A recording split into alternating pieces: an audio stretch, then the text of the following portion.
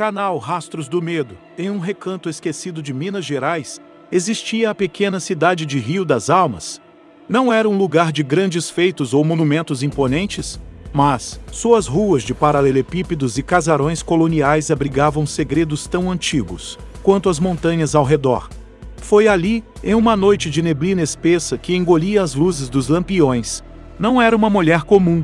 Sua beleza, diziam, era como um feitiço. Olhos cor de avelã, que guardavam um brilho inquieto, cabelos negros que caíam em cascatas sobre os ombros e um sorriso que, para muitos, era uma promessa e, para outros, uma armadilha. Ela vivia em uma casa isolada, na beira da floresta, um lugar onde a brisa noturna sussurrava contos antigos e o silêncio era interrompido apenas pelo coachar dos sapos e o canto noturno dos grilos. Morava com sua avó, uma senhora de feições marcadas pelo tempo e de um silêncio que, às vezes, parecia mais pesado que as próprias palavras. Dona Bem-vinda sempre a alertava sobre os perigos da imprudência e sobre a necessidade de se apegar às raízes. Minha neta, dizia ela com a voz rouca, as escolhas que fazemos são como sementes. Algumas dão frutos doces, outras, espinhos que nos ferem para sempre. Maria Arana, com seu espírito jovem e sedento por novidades, ouvia, mas nem sempre compreendia a profundidade das palavras da avó. O coração de Maria Arana, pulsante e ávido por paixão, se entregou a Lucas, um jovem trabalhador da região com mãos calejadas da lida na roça e um olhar sincero. O amor deles era simples, puro, como a água cristalina dos córregos que desciam as serras. Lucas a idolatrava, via nela a pureza da manhã e a doçura do orvalho. Ele lhe trazia flores silvestres, cantava modas de viola sob sua janela e prometia um futuro de paz e alegria, um pequeno sítio, filhos que correriam pelos campos. Mas a vida, como um rio traiçoeiro, nem sempre segue o curso esperado. Um forasteiro chegou a Rio das Almas. Seu nome era Arthur. Ele vinha da capital, com carros luxuosos, roupas finas e um ar de mistério que fascinava os moradores da pacata cidade. Arthur era charmoso, de um jeito que a simplicidade de Lucas não podia competir. Seus olhos, de um azul gélido, pareciam prometer mundos desconhecidos, aventuras e uma vida que Maria Arana, em sua ingenuidade, mal podia conceber. Ele era o oposto de Lucas, perigoso, imprevisível, com uma aura de liberdade que seduziu o espírito inquieto de Maria Arana. Ele falava de grandes cidades, de luxo, de uma vida sem amarras. Oferecia a ela a chance de escapar da monotidão da vida rural, de viver um romance proibido e emocionante. Ainda que Lucas a amasse com a mais profunda devoção, Maria Arana começou a vê-lo como uma âncora, um laço que prendia a um destino, que parecia pequeno demais para seus grandes sonhos. As promessas de Arthur, brilhantes e vazias, começaram a ofuscar o amor sincero de Lucas. Ela se sentia dividida, mas a atração pelo desconhecido era mais forte. Dona Bem-vinda, com sua sabedoria ancestral, notava a mudança no semblante da neta. Cuidado, minha filha, alertava a velha, o brilho que cega os olhos, muitas vezes esconde a escuridão da alma. Maria Arana, porém, estava em transe. A cidade, pequena e fofoqueira, logo percebeu a aproximação de Maria Arana e Arthur. Sussurros e olhares de reprovação a seguiam pelas ruas. Lucas, com seu coração leal, tentou lutar. Ele se aproximou de Maria Arana, implorou por seu amor, lembrou-a das promessas, das juras trocadas sob o luar. Maria Arana, disse ele com a voz embargada pela dor, o amor que eu te dou é verdadeiro, puro como a nascente. Não o troque por uma miragem. Mas as palavras de Lucas já não alcançavam o coração de Maria Arana, que estava obcecado pela promessa de uma vida glamourosa e excitante. Ao lado de Arthur. Em uma noite chuvosa, Maria Arana tomou a decisão que selaria seu destino. Ela deixou Lucas, deixando para trás a simplicidade e a pureza de um amor que nunca mais encontraria. As palavras dela, frias e cortantes, ainda ecoavam na mente de Lucas. Você é bom demais para mim, Lucas. Eu preciso de mais, de algo que você não pode me dar. Ela partiu com Arthur, sem olhar para trás, sem uma lágrima, sem um adeus. A cidade viu o carro de luxo de Arthur se afastar na neblina, levando consigo não apenas Maria Arana, mas também a alegria do coração de Lucas. O que se seguiu para Mariarana foi uma sequência de desilusões. Arthur, o homem que prometia o mundo, revelou-se um farsante, um jogador inveterado e um homem sem escrúpulos. Ele a levou para as grandes cidades, sim, mas não para o luxo e a felicidade que ela imaginava. Levou-a para um submundo de festas vazias, companhias duvidosas e dívidas crescentes. Mariarana se viu em um pesadelo, sua beleza murchando sob o peso da desilusão, seus olhos, antes brilhantes, agora opacos e sem vida. As péssimas escolhas de que a canção falava se tornaram a sua realidade.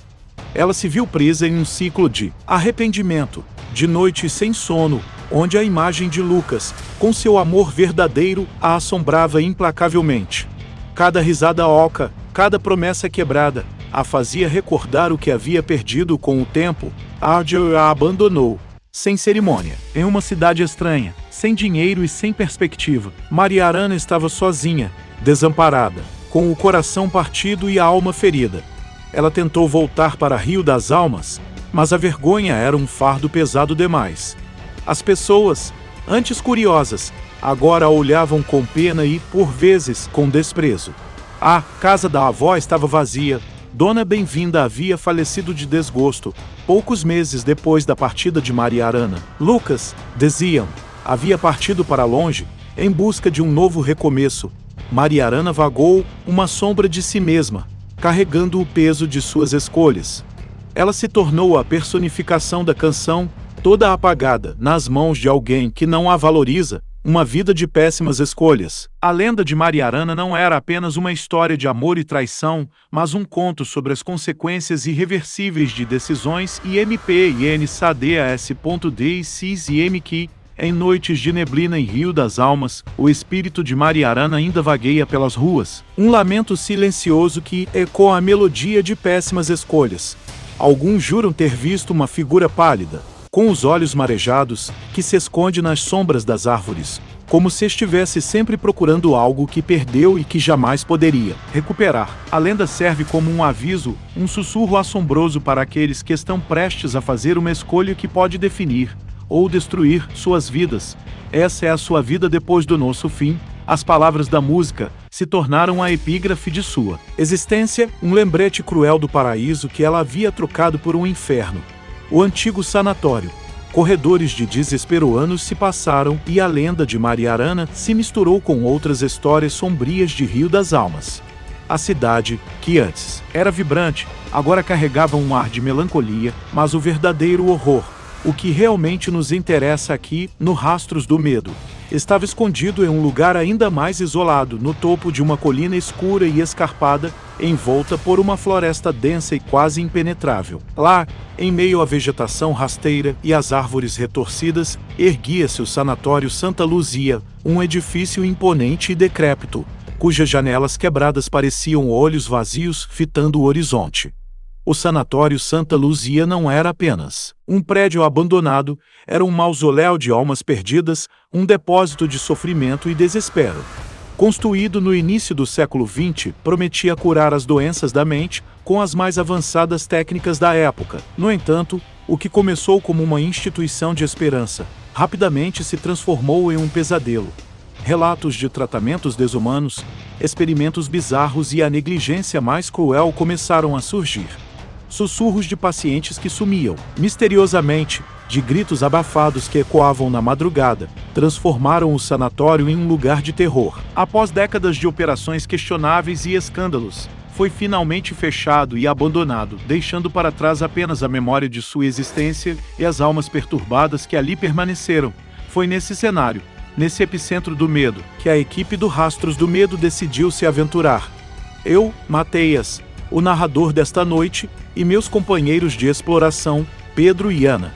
Pedro, o mais cético de nós, mas com um talento nato para a tecnologia e o equipamento de ponta. Ana, a historiadora, uma mulher de inteligência afiada e uma intuição aguçada para o inexplicável, sempre com seu caderno de anotações e uma lanterna em punho. Nosso objetivo: desvendar os segredos do Sanatório Santa Luzia e, se possível, encontrar alguma conexão com a lenda de Mariarana, que, de alguma forma inexplicável, parecia se entrelaçar com o abandono e a melancolia do local, a primeira expedição. O cheiro de desespero. Nossa primeira visita ao sanatório foi marcada pela apreensão. O ar era pesado, saturado por um cheiro indescritível de mofo, poeira e algo mais. Algo que remetia a anos de confinamento e desespero. Era um odor que parecia se infiltrar nos poros, causando um arrepio na espinha.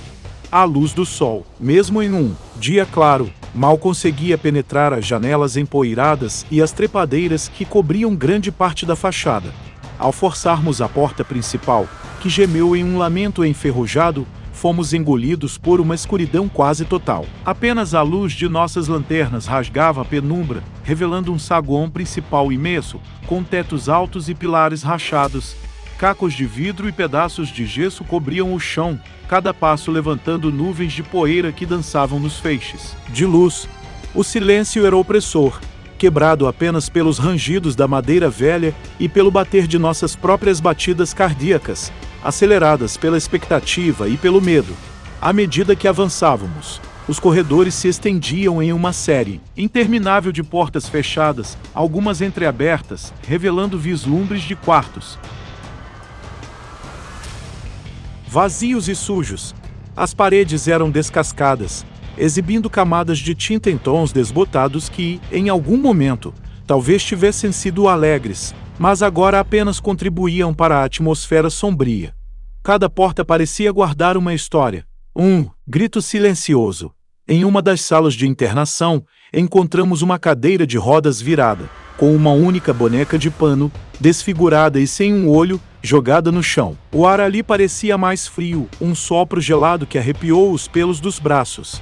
Pedro, sempre pragmático, verificou a temperatura com um termômetro infravermelho, confirmando uma queda inexplicável de vários graus. Tana, com seu olhar atento, percebeu que a boneca não estava ali por acaso. Ela estava virada para a porta, como se tivesse sido jogada em um acesso de fúria ou desespero. Ao lado, em um pedaço de parede menos deteriorado, havia uma série de riscos verticais, como marcas de contagem. Centenas delas. Nessa primeira incursão, o que mais nos marcou foram os sons. Não eram sons óbvios de portas batendo ou correntes arrastando. Eram sussurros quase inaudíveis, ecos de vozes que pareciam vir de lugar nenhum e de todos os lugares ao mesmo tempo. Sons que pareciam te chamar, te atrair para o fundo dos corredores. Pedro tentou captá-los com seu gravador de áudio de alta sensibilidade, mas os resultados eram sempre os mesmos. Ruídos brancos e estáticos, com leves distorções que, para uma mente cansada, poderiam facilmente ser interpretadas como vozes. Mas Ana, com sua sensibilidade apurada, jurava ter ouvido um lamento distinto, uma voz feminina que chamava um nome: Lucas. A segunda expedição, os diários do Abismo nos dias que se seguiram à primeira visita, a atmosfera em nossa equipe era de uma estranha mistura de fascínio e repulsa.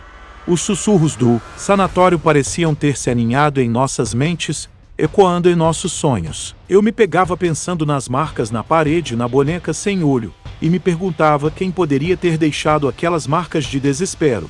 Decidimos que era crucial aprofundar nossa pesquisa antes de uma nova incursão. Ana, com sua expertise em pesquisa histórica, mergulhou nos arquivos da cidade e nos cartórios. Passou dias vasculhando microfichas, livros empoeirados e documentos amarelados. O que ela encontrou foi perturbador. Os primeiros registros do sanatório Santa Luzia eram otimistas, falavam de progresso e cura. Mas à medida que os anos avançavam, o tom mudava. Relatórios de inspeção se tornavam cada vez mais preocupantes, mencionando superlotação, higiene precária e, mais alarmante, a falta de registros de pacientes. Muitos entravam, mas poucos saíam. O mais chocante foi a descoberta de um diário, escondido em uma caixa de documentos antigos, no sótão da prefeitura. Era o diário de um ex-guarda noturno do sanatório, um homem chamado Juvencio. As páginas, escritas em uma caligrafia trêmula, descreviam não apenas a rotina do local, mas também seus medos mais profundos. Juvencio falava de uma presença que ele chamava de A Que Chora. Ele descrevia a Que Chora como uma entidade feminina, que se manifestava através de sons, cheiros e sensações térmicas. Ela não era uma aparição física, mas uma força que se infiltrava no ambiente, causando um terror paralisante. Juvencio relatava que a Quixora parecia se alimentar da tristeza e do arrependimento dos pacientes. Mencionava também que ela era particularmente ativa em noites de neblina, as mesmas noites em que a lenda de Mariarana era mais forte em Rio das Almas. Um trecho específico do diário de Juvencio nos arrepiou a alma. Hoje, em meio ao lamento dela, ouvi uma melodia, uma canção triste, sobre escolhas erradas e o peso do que se perdeu. Uma melodia que me fez pensar na minha própria vida, nas minhas próprias péssimas escolhas. Ela me atormenta, me persegue. Sinto que ela sabe dos meus segredos, dos meus arrependimentos. O diário de Juvencio parecia fechar um círculo, conectando a canção de Mariarana com a entidade do sanatório, a Quixora. Seria ela o espírito atormentado de Mariarana, presa em um limbo de arrependimento? A possibilidade nos impulsionou para a nossa segunda visita, a terceira expedição. O eco de um lamento. Voltamos ao sanatório Santa Luzia munidos não apenas de equipamentos, mas de um conhecimento mais aprofundado sobre o que poderíamos encontrar. Dessa vez, fomos preparados para os sussurros, para o cheiro de desespero. Mas o sanatório sempre reservava surpresas. O ar estava ainda mais pesado, carregado de uma energia quase palpável. Desta vez, ao entrarmos, não houve o gemido da porta. Enferrujada, ela estava estranhamente entreaberta, como se estivesse nos convidando a entrar. O silêncio, antes opressor, foi substituído por um som quase imperceptível, um zumbido baixo, que parecia vibrar nas paredes, e nos dirigimos diretamente à área de internação onde encontramos a boneca na primeira visita. A boneca não estava mais lá, mas, em seu lugar, havia uma flor murcha, uma margarida, jogada no chão. A flor não estava ali antes. Era um claro sinal de que não estávamos sozinhos. Pedro, com seu detector de campos eletromagnéticos, observou leituras anormais, picos de energia que não podiam ser explicados por falhas elétricas. O prédio estava há décadas sem energia. As luzes de nossas lanternas piscavam intermitentemente, como se houvesse uma interferência invisível no ar. Ana, por sua vez, sentiu uma brisa fria constante, mesmo em um dia quente, vindo de um corredor escuro que não havíamos explorado antes. Foi então que os fenômenos se intensificaram. De repente, um barulho alto, como um impacto de metal contra metal, ecoou de algum lugar no andar de cima. Corremos para investigar, subindo as escadas rangentes, cada degrau gemendo sob nossos pés. Chegamos a um andar superior, onde as celas eram menores e mais esculturas, com portas de ferro grossas e janelas minúsculas. Era a seção de isolamento. No final de um corredor sombrio, uma porta de ferro estava entreaberta. Uma luz fraca e bruzuleante parecia vir de dentro. Nos aproximamos com cautela, os corações batendo forte. Ao espiarmos, vimos uma vela acesa no chão de terra batida da cela, projetando sombras dançantes nas paredes. E ali, no centro da cela, desenhado com algum tipo de carvão, estava um coração partido. E dentro dele, as iniciais CMGL. Um lamento agudo e doloroso preencheu o ar, um som que parecia rasgar a alma. Não era um grito humano, mas o choro de uma dor antiga, de uma alma em agonia.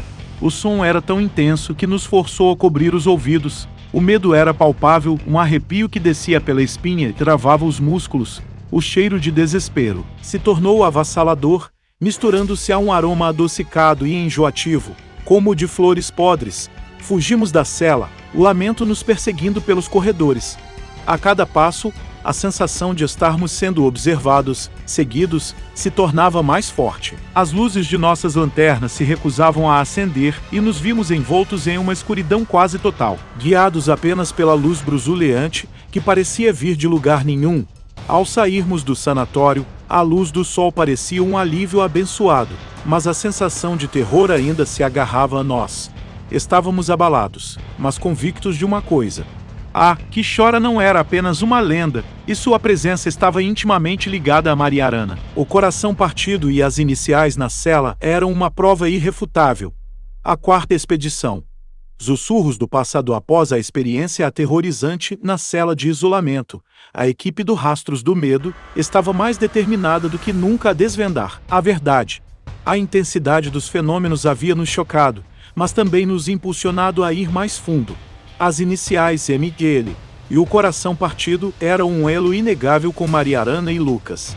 Desta vez, nossa preparação foi ainda mais meticulosa. Além dos equipamentos de sempre, câmeras infravermelhas, gravadores IVP, detectores de campo eletromagnético, Ana trouxe consigo uma coleção de documentos históricos da região, incluindo registros de nascimentos e óbitos, e até mesmo antigos jornais locais. Pedro, por sua vez, havia pesquisado sobre lendas urbanas semelhantes e sobre a parapsicologia, buscando padrões e explicações para os eventos que havíamos testemunhado. Ao nos aproximarmos do sanatório Santa Luzia, a atmosfera era ainda mais opressiva do que antes. Uma neblina densa, quase sobrenatural, envolvia a colina, criando uma paisagem fantasmagórica. O cheiro de mofo e desespero era mais forte, e um frio cortante nos abraçava, independentemente do clima externo. Parecia que o próprio ar estava congelado pelo tempo. Entramos com cautela, as lanternas rasgando a névoa, que parecia se adensar dentro do próprio prédio. O silêncio era absoluto, um silêncio que pesava sobre os ombros, que parecia absorver qualquer som que tentávamos produzir. Nos dirigimos diretamente ao andar superior, a cela de isolamento. Ao chegarmos, a cela estava aberta, e a vela que antes bruxuleava, agora estava apagada, mas seu resquício de cera no chão indicava que ela havia queimado até o fim. As iniciais MGL e o coração partido ainda estavam lá, mas ao redor deles, novas marcas haviam surgido. Eram palavras, escritas com a mesma substância escura, em uma caligrafia desesperada e trêmula. Escolhas. FM. Perdão. Lucas, nesse momento, um sol, distinto, como um choro abafado, ecoou das celas adjacentes. Não era o lamento agudo e doloroso que ouvimos antes, mas um choro contido, como de alguém que tentava esconder sua dor. Pedro acionou o gravador IVP e o que ele captou nos gelou o sangue. Uma voz feminina, quase inaudível, mas inegável, sussurrava repetidamente: "Eu errei. O perdi. Meu amor." A voz parecia vir de todas as direções, um coro de arrependimento. Ana, com seu olhar aguçado, notou algo que antes havia passado despercebido. No canto mais escuro da cela, sob uma pilha de escombros, havia um pequeno objeto. Era uma medalha antiga, enferrujada e manchada pelo tempo. Ao limpá-la, pudemos ver uma imagem de Nossa Senhora e, no verso, gravadas as mesmas iniciais. MTL. A medalha era um relicário de amor perdido, um elo tangível entre o presente e o passado. Enquanto examinávamos a medalha, as luzes das nossas lanternas começaram a falhar, piscando freneticamente. O detector de campo eletromagnético de Pedro disparou, apitando em um ritmo alarmante. A temperatura na cela despencou bruscamente, formando vapor visível em nossa respiração. E então, uma sombra disforme se moveu no canto da cela, projetando-se na parede. Não era uma figura humana, mas uma mancha escura que parecia pulsar com uma energia maligna. A sombra se contorceu, formando uma espécie de rosto, com olhos vazios e uma boca escancarada que parecia gritar silenciosamente. O medo nos paralisou. Era a primeira vez que víamos uma manifestação visual tão clara da entidade. Ela não estava apenas presente, estava se comunicando, revelando sua dor e sua raiva.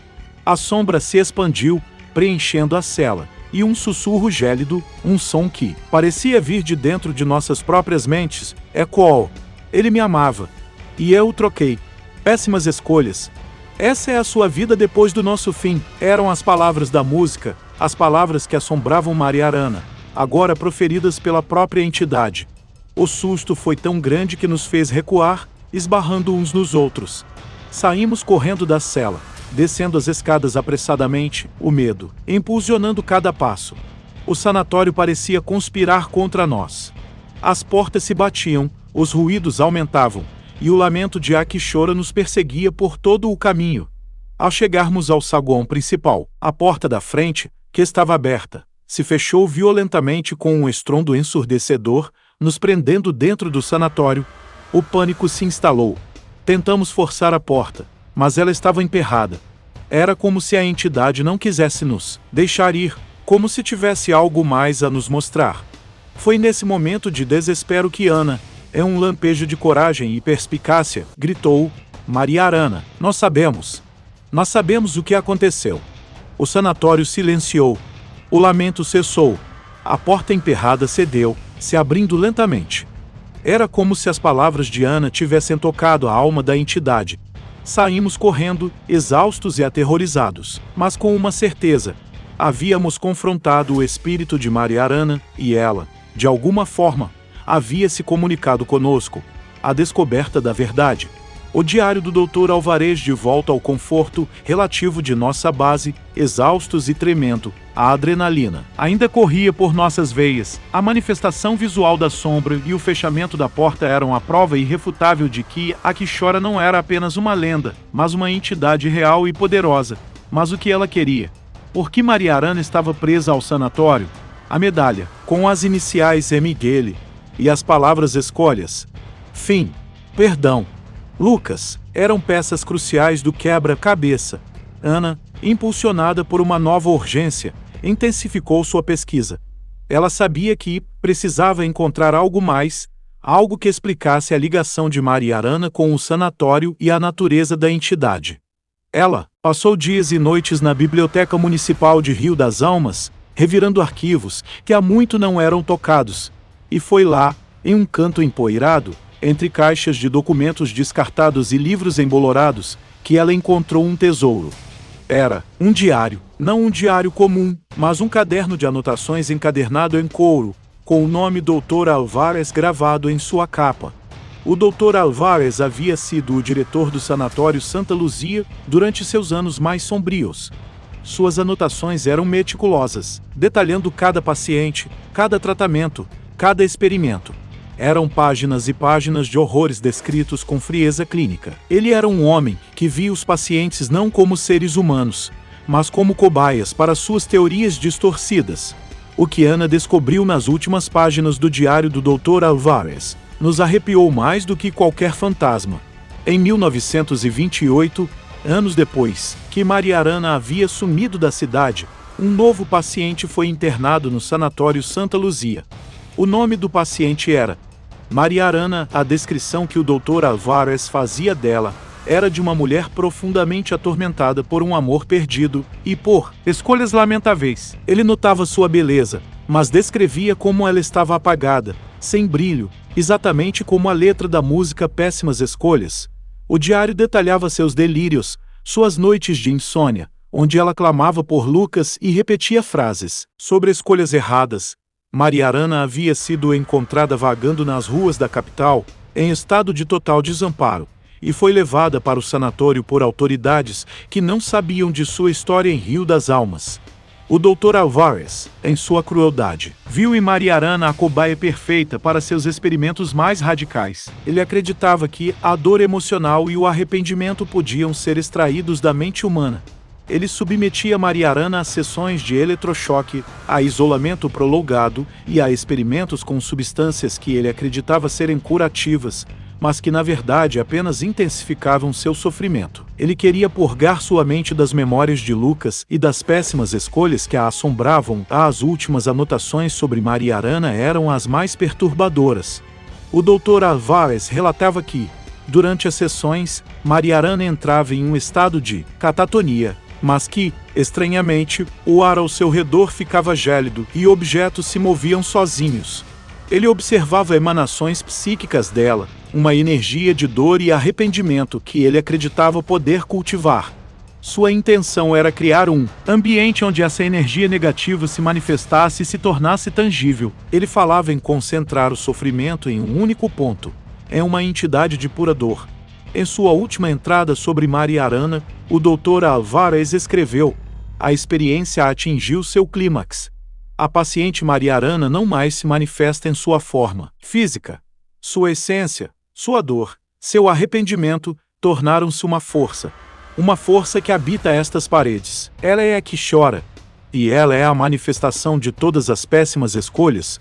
Ela está presa aqui, alimentada pela dor dos outros, um eco eterno do que se perdeu. A Mariarana não havia morrido no sanatório, sua alma, sua essência, havia sido aprisionada e transformada pelo Dr. Álvares em uma entidade de pura dor e arrependimento. A que chora era Mariarana, mas não apenas ela. Era a manifestação de sua própria tragédia e, ao mesmo tempo, a personificação de todas as péssimas escolhas que ali haviam sido feitas, e de todo o sofrimento dos pacientes que foram submetidos aos horrores do Dr. Álvares. Ele havia, de fato, criado um monstro. O diário do Dr. Álvares revelou a terrível verdade.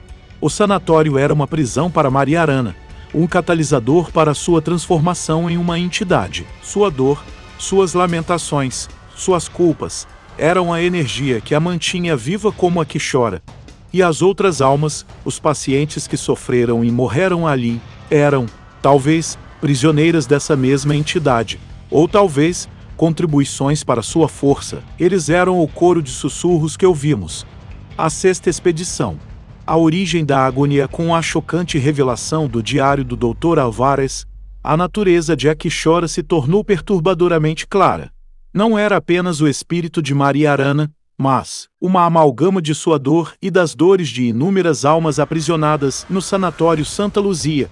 O Dr. Álvares, em sua perversidade, havia criado uma entidade de sofrimento puro. A próxima incursão ao sanatório não seria apenas uma investigação, mas uma missão.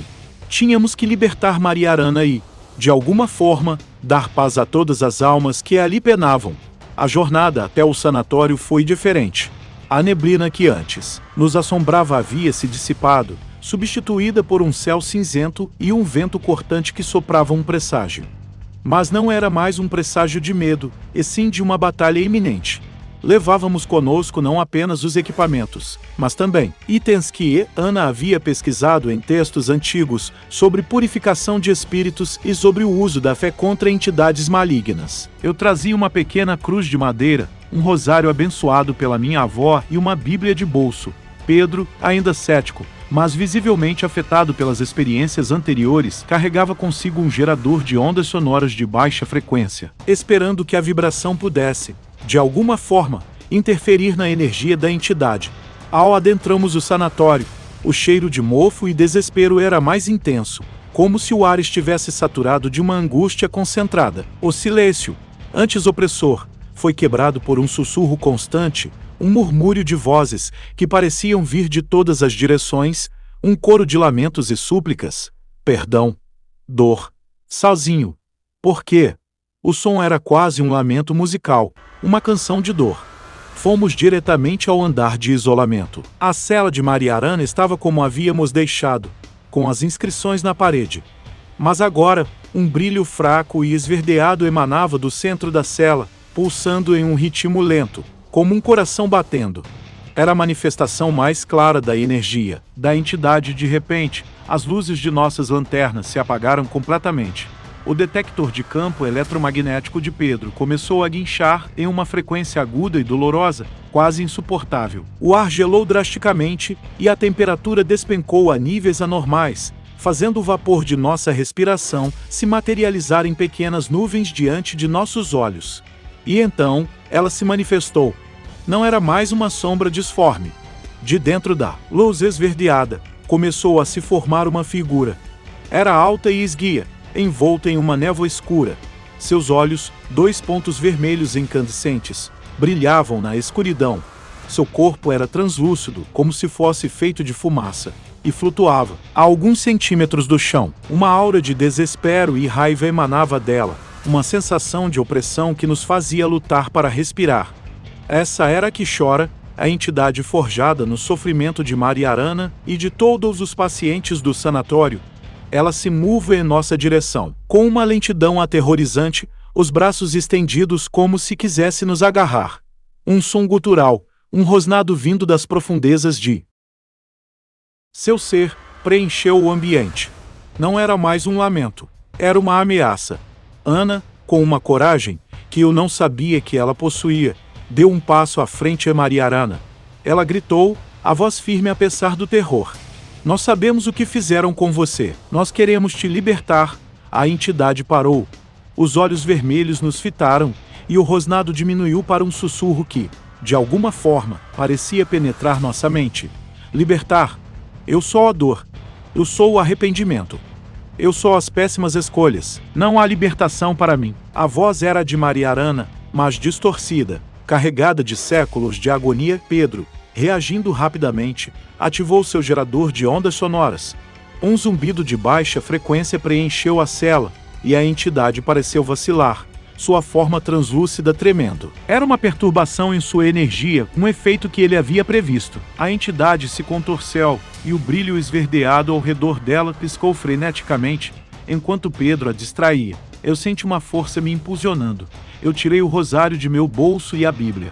Com a voz trêmula, mas cheia de uma fé que eu mal sabia que possuía, comecei a recitar o Salmo 91. Aquele que habita no esconderijo do Altíssimo, à sombra do Onipotente descansará. Cada palavra era como uma flecha de luz, perfurando a escuridão da cela. A entidade soltou um grito estridente, não de raiva, mas de dor excruciante. Sua forma começou a se dissipar, como fumaça se desfazendo no vento. Mas ela não estava sumindo. Ela estava se tornando ainda mais aterrorizante. Da névoa escura, centenas de rostos pálidos e distorcidos começaram a emergir. Faces de pacientes que haviam sofrido no sanatório. Eram seus gritos, que se uniam ao lamento de Mariarana. A entidade não era apenas Mariarana, era a dor coletiva, de todos os que haviam sido aprisionados e atormentados ali. Dana, vendo a magnitude da criatura, percebeu que não podíamos apenas afastar a entidade, tínhamos que purificá-la. Ela tirou de sua mochila um pequeno frasco com água benta e um punhado de sal grosso. É o único jeito de dissipar essa energia. Eu continuei recitando as escrituras, minha voz ganhando força, enquanto Pedro aumentava a frequência das ondas sonoras. A entidade se contorcia, parecendo se debater contra as vibrações. Ana então, com um gesto decidido, começou a aspergir a água benta e o sal grosso ao redor da cela, traçando um círculo de proteção enquanto aspergiva. A cada palavra da Bíblia, a cada partícula de sal, a cada gota de água benta, a entidade soltava gritos mais agudos. Os rostos na névoa se retorciam em agonia. E então, o mais horripilante de tudo, um cheiro insuportável de carne queimada e de enxofre preencheu o ar, um odor que nos fez tossir e quase vomitar. A temperatura dentro da cela subiu drasticamente, como se estivéssemos em um forno. Era o sanatório reagindo, as paredes da cela parecendo sangrar escuridão. A entidade, em um último e desesperado ato, tentou nos atacar. Sua forma se alongou, seus braços fantasmagóricos se estenderam, suas mãos de névoa tentando nos agarrar. Mas a barreira de fé e de energia que estávamos criando a impediu. Eu, com a cruz em uma mão e a Bíblia na outra, levantei-as em direção à entidade, e com toda a minha fé, gritei: em nome de Jesus Cristo, afaste-se. Que a luz divina purifique este lugar e liberte as almas cativas. Um brilho intenso, dourado, emanou da cruz e da Bíblia, atingindo a entidade em cheio. Um grito final, agudo e dilacerante, ecoou por todo o sanatório, um som que parecia rasgar o tecido da realidade. A entidade explodiu em uma nuvem de fumaça escura, que rapidamente se dissipou no ar. O cheiro de enxofre e carne queimada desapareceu, e o frio cortante se transformou em uma brisa suave. O sanatório silenciou. O zumbido de Pedro cessou. A cela estava vazia, limpa. A luz esverdeada se fora, e as inscrições na parede haviam desaparecido. O sanatório, pela primeira vez em décadas, parecia em paz. Caímos no chão, exaustos, mas com uma sensação de triunfo. Havíamos confrontado o terror e saído vitoriosos. A paz no sanatório era palpável. As almas que ali sofreram estavam, finalmente, livres. E Mariarana finalmente encontrou seu descanso. Consequências e o amanhecer da esperança. Volta do sanatório Santa Luzia foi marcada pelo cansaço físico e mental, mas também por uma estranha sensação de leveza. A opressão que nos acompanhava desde a primeira visita havia desaparecido. Aquele ar pesado de desespero que impregnava nossas roupas e nossas almas não existia mais. Eu sentia uma paz interior que nunca havia experimentado antes, como se uma grande batalha tivesse sido travada e vencida dentro de mim. Nos dias que se seguiram, a equipe do Rastros do Medo mergulhou em um período de reflexão e recuperação. As imagens da entidade, dos rostos contorcidos e dos cheiros medonhos, ainda persistiam em nossas mentes, mas não com o mesmo poder aterrorizante de antes. Agora, elas eram lembranças de uma prova superada, de uma missão cumprida. Ana, que havia sido a mais afetada emocionalmente, começou a desenhar em seu caderno. Não eram mais esquemas de pesquisa, mas esboços de rostos serenos, de luz e de liberdade. Pedro, o cético, havia mudado profundamente. Ele passava horas em silêncio, revendo as gravações, não mais buscando anomalias para provar a existência de fantasmas, mas ouvindo os ecos daquela última manifestação, tentando compreender a natureza do que havíamos enfrentado. Ele começou a ler os textos religiosos que eu havia usado, buscando uma compreensão mais profunda da notícia do que aconteceu no sanatório. É claro, nunca seria divulgada em sua totalidade. Algumas coisas são grandes demais, terríveis demais, para a compreensão comum, mas o impacto daquela noite reverberou em nós de maneiras profundas e permanentes. Decidimos que o Sanatório Santa Luzia deveria ser um lugar de paz, um memorial às almas que ali sofreram. Com a ajuda da comunidade de Rio das Almas, que, embora não soubesse de todos os detalhes de nossa batalha, sentia a mudança na energia do lugar, começamos um projeto de restauração. Não para que o sanatório voltasse a funcionar, mas para que se tornasse um jardim de memórias, um local de reflexão e, quem sabe, de cura. O prédio não seria demolido, mas suas paredes seriam purificadas, seus corredores, antes cheios de lamentos, agora preenchidos pela luz e pelo canto dos pássaros. As celas de isolamento seriam transformadas em pequenos santuários, cada um com uma vela e uma flor, um lembrete das vidas que ali se perderam. Durante o processo de limpeza e restauração, encontramos mais alguns pertences de pacientes, pequenos objetos que haviam sido esquecidos. Uma pequena flauta de bambu, uma foto desbotada de uma família, um lenço bordado com o nome Maria. Cada um desses objetos era um lembrete das histórias individuais, das péssimas escolhas de outros, das dores que haviam alimentado a entidade. Mas agora, com a entidade dissipada, esses objetos pareciam ter uma nova luz, como se as almas por trás deles estivessem finalmente em paz. A lenda de Mariarana, em Rio das Almas, também começou a mudar. Os sussurros de seu lamento foram substituídos por histórias de redenção e de paz. Algumas pessoas, especialmente as mais velhas, juravam que, em noites de neblina, ainda se podia ouvir uma melodia suave vinda da direção do sanatório. Mas não era mais uma canção de dor, era uma melodia de esperança, de um amor que, mesmo perdido, havia encontrado seu caminho de volta para a luz. Lucas, embora nunca tenhamos tido certeza de seu paradeiro, esperamos que, onde quer que estivesse, sentisse a paz que finalmente havia chegado a Mariarana. Nossa equipe, o Rastros do Medo, continuou suas investigações, mas com uma nova perspectiva. Não buscávamos mais apenas o horror, mas a verdade por trás dele, a compreensão dos fenômenos e, sempre que possível, a chance de trazer paz onde havia sofrimento. Aprendemos que o verdadeiro terror muitas vezes reside nas escolhas humanas, na crueldade e na dor que somos capazes de infligir uns aos outros. Mas também aprendemos sobre a força da fé, da esperança e da redenção. O Sanatório Santa Luzia, antes um monumento ao desespero, agora se erguia como um farol de luz, um testemunho de que mesmo a mais profunda escuridão pode ser vencida pela luz da verdade e da fé. Uma reflexão sobre a realidade do inexplicável, que aprendemos com a história de Mariarana e o Sanatório Santa Luzia. Meus caros espectadores do Rastros do Medo, vai muito além de qualquer lenda ou conto de fantasmas. Aprendemos que as péssimas escolhas não afetam apenas a nós mesmos, mas podem reverberar através do tempo e do espaço, criando ecos de dor que se manifestam de formas que a ciência convencional não pode explicar. Pensemos um pouco. Quantas histórias de amor perdido, de traição, de arrependimento, não carregam consigo uma energia semelhante?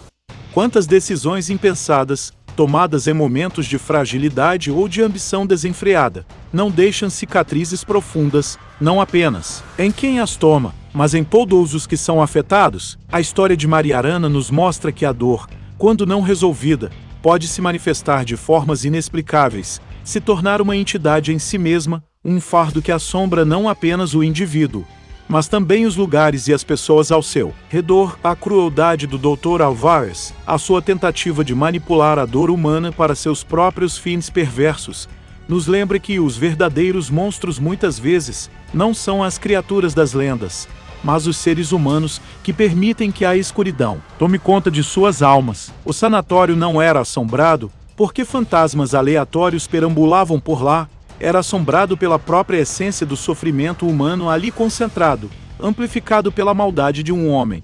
E é aqui que entramos no campo do inexplicável, do que muitos preferem chamar de apenas histórias ou ilusões da mente. Mas e se não for? E se a dor, o amor, o arrependimento, a raiva forem energias que podem se manifestar de formas que nossa compreensão atual não consegue decifrar? A Bíblia, um livro milenar, cheio de sabedoria e mistérios, nos oferece uma perspectiva sobre a existência de forças que vão além do que nossos olhos podem ver. Em Efésios 6:12, está escrito: porque não temos que lutar contra a carne e o sangue, mas, sim, contra os principados, contra as potestades, contra os príncipes das trevas deste século, contra as hostes espirituais da maldade nos lugares celestiais. Esta passagem, meus amigos, nos convida a refletir. Ela fala de uma batalha que não é travada apenas no plano físico, mas também no espiritual. Princípios, potestades, príncipes das trevas, hostes espirituais da maldade. Nomes diferentes para forças que podem influenciar, oprimir ou até mesmo se manifestar em nosso mundo. O que enfrentamos no Sanatório Santa Luzia não foi apenas um fantasma no sentido tradicional. Foi uma hoste espiritual de maldade, alimentada pela dor e pelo arrependimento, forjada pela crueldade humana. A fé, a oração, a purificação são ferramentas que, para muitos, transcendem a lógica e a ciência, mas que, no contexto de histórias como a de Mariarana, se mostram poderosas. Elas são a nossa defesa contra o que não podemos ver, mas que podemos sentir.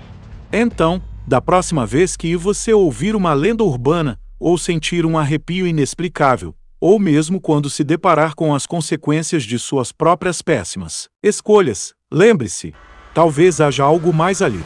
Algo que nossos sentidos não conseguem captar por completo, mas que existe, que interage, que nos lembra da complexidade e dos mistérios que envolvem nossa existência. O mundo é muito maior do que aquilo que podemos ver e tocar, e chegamos ao fim de mais uma jornada pelas sombras aqui no Rastros do Medo.